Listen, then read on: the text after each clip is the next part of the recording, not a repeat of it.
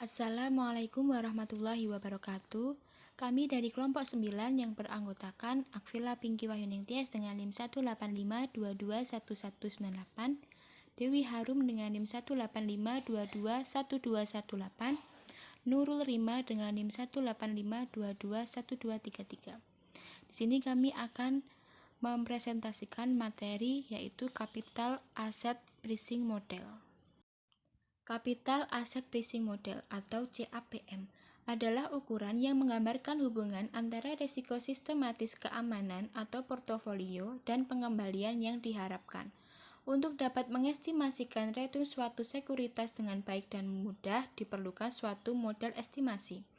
Oleh karena itu, dengan adanya CAPM dapat digunakan untuk mengestimasi return suatu sekuritas yang dianggap sangat penting di bidang keuangan. Bentuk standar dari CAPM pertama kali dikembangkan secara terpisah oleh Sharpe tahun 1964, Lindner tahun 1965, dan Mosin tahun 1969, yang kemudian model ini sering disebut dengan CAPM bentuk Sharpe, Lindner, dan Mosin. Selanjutnya yaitu asumsi.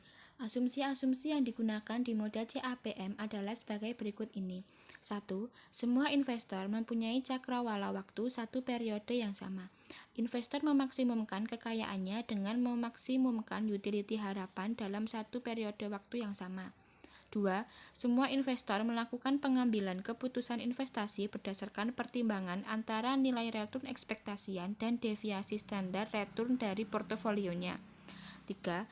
Semua investor mempunyai harapan yang seragam terhadap faktor-faktor input yang digunakan untuk keputusan portofolio. 4. Semua investor dapat meminjamkan sejumlah dananya atau meminjam sejumlah dana dengan jumlah yang tidak terbatas pada tingkat suku bunga bebas resiko. 5. Penjualan pendek diizinkan. Investor individual dapat menjual pendek berapapun yang dikehendaki. 6. Semua aktiva dapat dipecah-pecah menjadi bagian yang lebih kecil dan tidak terbatas. 7. Semua aktiva dapat dipasarkan secara likuid sempurna. Semua aktiva dapat dijual dan dibeli di pasar dengan cepat dengan harga yang berlaku. 8. Tidak ada biaya transaksi. Penjualan atau pembelian aktiva tidak dikenai biaya transaksi. 9. Tidak terjadi inflasi. 10. Tidak ada pajak pendapatan pribadi. Karena tidak ada pajak pribadi, maka investor mempunyai pilihan yang sama untuk mendapatkan dividen atau capital gain. 11. Investor adalah penerima harga atau price taker. 12. Pasar modal dalam kondisi equilibrium. Penjabaran model CAPM atau Capital Asset Pricing Model. Telah diketahui bahwa risiko portofolio yang diatur dengan standar deviasi Markowitz berisi dengan N varian return dan N-1 kovarian return. Sekuritas individual berkorelasi dengan return pasar. Risiko portofolio dapat disederhanakan menjadi delta M sama dengan sigma I sama dengan I sampai dengan N dikali W1 dikali delta I dikali M tanda kurung pangkat setengah sama dengan W1 dikali delta I dikali M ditambah W2 dikali delta 2 dikali M ditambah sampai WN dikali delta N dikali M. Delta M merupakan kontribusi sekuritas ke-1 untuk risiko portofolio ditambah kontribusi sekuritas kedua untuk risiko portofolio ditambah sampai kontribusi sekuritas ke-N untuk risiko portofolio. Dengan asumsi bahwa proporsi masing-masing sekuritas di dalam portofolio adalah sama, yaitu W1 ditambah W2 ditambah sampai WN. Maka dapat dikatakan bahwa kontribusi masing-masing sekuritas terhadap risiko portofolio pasar adalah tergantung dari besarnya kovarian return sekuritas dengan portofolio pasar. Persamaan GPM atau garis pasar modal sebagai berikut. ERP sama dengan RBR ditambah ERM dikurangi RBR dibagi delta M dikali delta P, di mana ERP merupakan return ekspektasian portofolio, RBR return sekuritas tunggal, dan ERM adalah prediksi untung pasar. Persamaan ini adalah untuk return ekspektasian portofolio. Untuk return sebuah sekuritas tunggal, maka delta P memerlukan disubstitusikan dengan resiko sekuritas individual. Dengan mensubstitusikan delta P dengan kontribusi resiko sekuritas individual terhadap resiko portofolio pasar, yang merupakan persamaan CAPM. Dengan demikian, beta investasi dapat diartikan sebagai kovarian return sekuritas ke-1 dengan return portofolio pasar dibagi dengan varian return portofolio pasar sebagai berikut. Beta investasi ditambah delta I dikali M dibagi delta kuadrat dikali M. Cara lain penjabaran CAPM.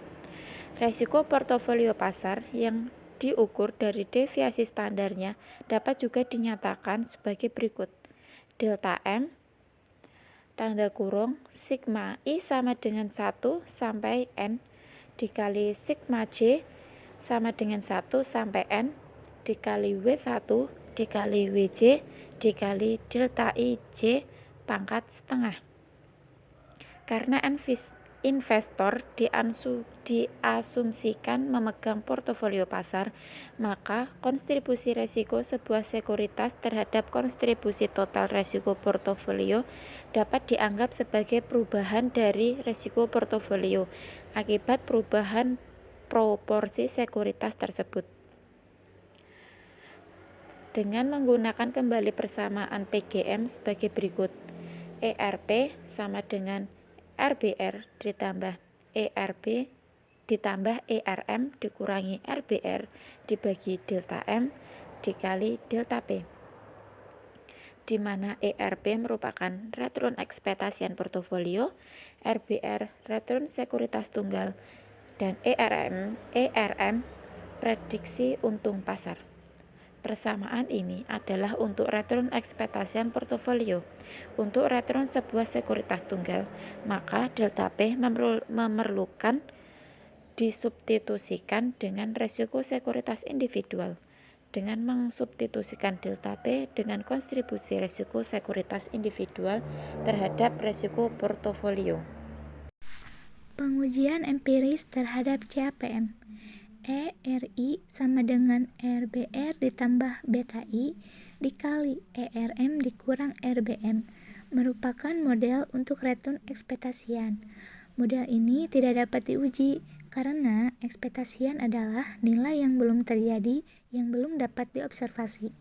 Supaya model CAPM ini dapat diuji, maka harus diubah menjadi model ex post atau nilai historis, yaitu RI.T sama dengan RBR.T ditambah beta I dikali RM.T dikurang RBR.T ditambah EI.T. Modal ex post merupakan modal empiris. Slope dari GPS atau garis pasar sekuritas dapat bernilai 0 atau negatif. Berikut gambar A merupakan ekspektasi CAPM, gambar B merupakan ex post CAPM. Jika CAPM secara empiris akan diuji, umumnya model ini dinyatakan dalam bentuk R(I.T) sama dengan delta 0 ditambah delta 1 dikali beta I ditambah EI.T.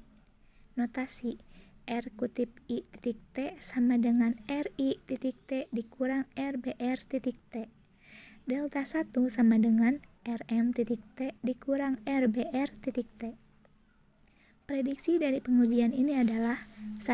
Intercept delta 0 diharapkan secara signifikan tidak berbeda dengan 0. 2. Beta harus signifikan dan merupakan satu-satunya faktor yang menerangkan return sekuritas berisiko. 3. Koefisien dari beta yaitu delta 0 seharusnya sama dengan nilai RM.T dikurang RBR.T. 4. Hubungan dari return dan risiko harus linear. 5. Dalam jangka panjang, delta 1 harus bernilai positif atau return dari portofolio pasar lebih besar dari tingkat return bebas risiko. Hasil pengujian. 1. Nilai dari intercept yaitu delta 0 secara statistik dan signifikan berbeda, lebih besar dari 0. 2. Koefisien dari beta yaitu delta 1 bernilai lebih kecil dari perbedaan return portofolio pasar dikurangi dengan tingkat return bebas risiko. 3. Walaupun delta 1 lebih kecil dari RM.T dikurang RBR.T, tetapi nilai koefisien ini adalah positif atau delta 1 lebih besar dari 0. Karena untuk observasi yang lama, misalnya 5 tahun, return dari portofolio pasar yang lebih berisiko harus lebih besar dari tingkat return aktiva bebas risiko. 4. Hasil yang diperoleh menunjukkan hubungan yang linear sesuai dengan model yang di atas. 5. Dengan memasukkan faktor-faktor lain, dapat menjelaskan porsi dari return sekuritas yang tidak dapat ditangkap oleh beta. Misalnya, P_E ratio yang lebih rendah, ukuran perusahaan atau size yang lebih kecil, dividen yield yang lebih tinggi, dan bulan Januari akan menghasilkan return yang lebih tinggi.